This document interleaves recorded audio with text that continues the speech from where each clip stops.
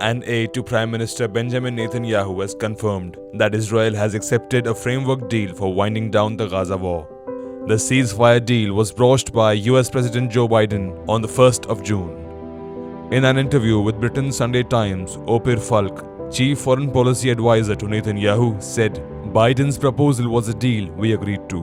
He said, "It's not a good deal, but we dearly want the hostages released, all of them." Netanyahu's right-hand man described the plan as flawed and in need of much more work. There are a lot of details to be worked out, he said, adding that Israeli conditions, including the release of hostages and the destruction of Hamas as a genocidal terrorist organization, have not changed. The US State Department also said Secretary of State Antony Blinken held separate phone calls about the proposal with Israeli Defense Minister Yoav Gallant and Benny Gantz, a centrist minister who joined Netanyahu in an emergency coalition. In the call with Gantz, Blinken emphasized that Hamas should take the deal without delay, the department said in a statement. The first phase entails a truce and the return of some hostages held by Hamas, after which the sides would negotiate on an open-ended end to hostilities in a second phase, in which the remaining live hostages would be freed, Biden said.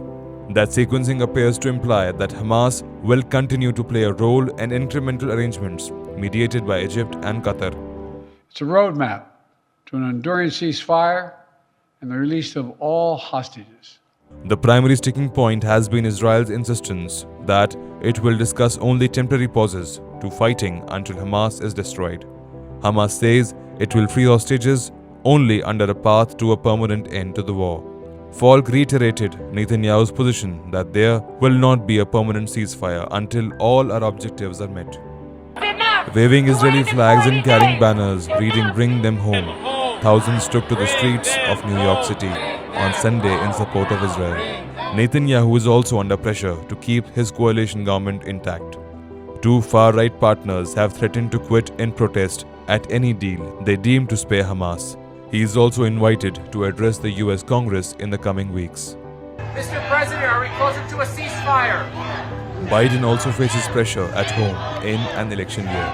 Hamas has provisionally welcomed the Biden initiative, though a senior official from the group, Sami Abu Zuhri, said that Hamas is too big to be bypassed or sublined by Netanyahu or Biden.